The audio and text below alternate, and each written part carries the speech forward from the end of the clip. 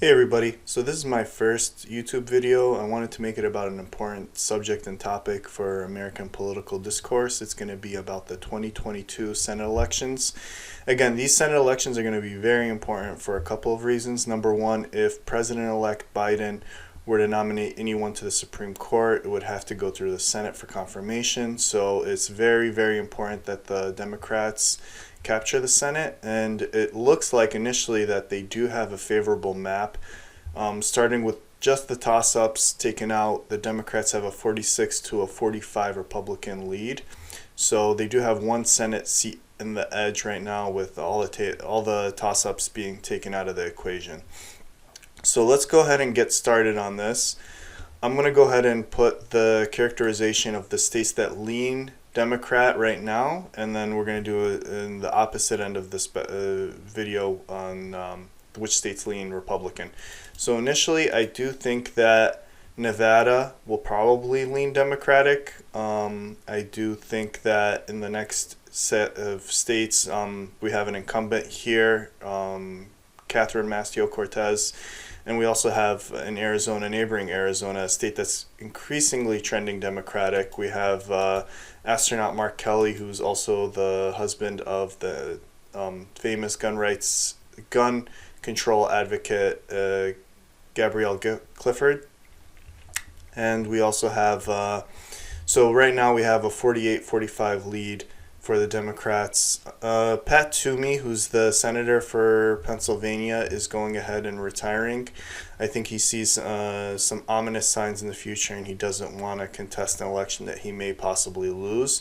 So we're going to go ahead and put Pennsylvania in the lean column, just because I feel like we have a few very strong Democratic candidates, and we don't have many strong Republican candidates running in Pennsylvania. We do have the governor, Tom Wolf, who's expressed interest, and we also, in addition to Tom Wolf, we have Connor Lamb, who's the congressman from the western side of Pennsylvania, strongly interested in the position. We have a few other very strong candidates, in my opinion. So in my opinion, right now we have three Democratic leading states. Ron Johnson is probably going to be a major target for the Democrats to capture. The state is essentially dead even in the Cook political rating. So I'm going to go ahead and label Wisconsin slightly towards the Democrats as well, even though it's it's leaning more and more in the past elections towards the Republicans. We do see it potentially still, sliding back into the Democratic column. It does have a Democratic governor, and the other senator in the state, Tammy Baldwin, is a Democrat as well. So statewide officially, there are a lot more Democrats than there are Republicans. So I'm going to go ahead and lean this one in the Democratic column just because of the state's current political inclinations. It doesn't mean in the future it won't go back into the Republican hands. It just depends on how the party is doing nationally. Richard Burr, who is the current senator for North Carolina, is not going to run for re-election. This is going to be a very, very important state.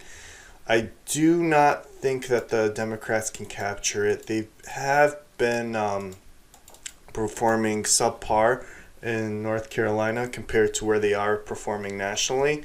In the polls, Tom Tillis, who's less popular than Richard Burr, managed to eke out a win over Cal Cunningham in the last election. So I just don't see North Carolina switching that much. Likewise, I don't see Georgia becoming a Democratic seat as well. Those are going to be two distinct. Although if it does, which I predict that go for Kelly Loeffler, we have to understand that it depends on who's going to run. I think that if in 2022, if there'll be a governor's election open as well, but I do think that maybe Stacey Abrams may consider running for the Senate election. Since the Senate seat has unlimited terms, she can continue to have a strong influence nationally. She can kind of guide national discussions as well. So now we have two other seats that are going to be available in the upcoming Senate elections. Iowa, I don't know where it's gonna go because Chuck Grassley may run again, but I have a feeling that it's been trending more and more towards the Republican column, which is kind of interesting because Iowa's been kind of like a bellwether flip state kind of state. It's been one of those states where it may lean towards the Republicans, it may lean towards the Democrats. It just depends on the political year and which party is more popular at the time. And I don't see that Iowa is going to be Democratic anytime soon, just because of how much it voted, at what margins it voted for Donald Trump in the 2022 elections. I mean, in the 2020 elections, it voted for Donald Trump by 8%. It didn't cede much ground to Joe Biden compared to what Hillary Clinton garnered. It's the same thing in what you hear in Ohio, where Rob Portman basically has that state locked up. The final state that we're going to go ahead and make a prediction on, I'm going to leave it as a toss-up because I don't know if Marco Rubio can go ahead and still maintain his lead here, his popularity. He's not an entirely popular senator. He's not, he was considered a golden boy at one point in time. I just don't see him being that popular. I think if the Democrats run a strong candidate, then they can go ahead and win this state, but that's something that's yet to be determined. I'm going to leave Florida as a toss-up. As is, anyway, the Democrats would have a slight majority because even though it's if the Republicans were to win Florida, it would be a 50-50 state split. Vice President Kamala Harris would be the tiebreaker in the Senate, and we would have any Supreme Court nominations or any pivotal laws that President-elect Biden wanted to go ahead and pass. Kamala Harris would be the tie-breaking vote. So, that's where I would put it right now, at a 50-49, 50-50 kind of split. I'll set up another video in a few months if anything changes or if any new candidates throw their hats into the ring. But thank you again for watching. Make sure to hit that like and subscribe button, and I hope to share more information with you guys. Thank you. Take care. Have a great night.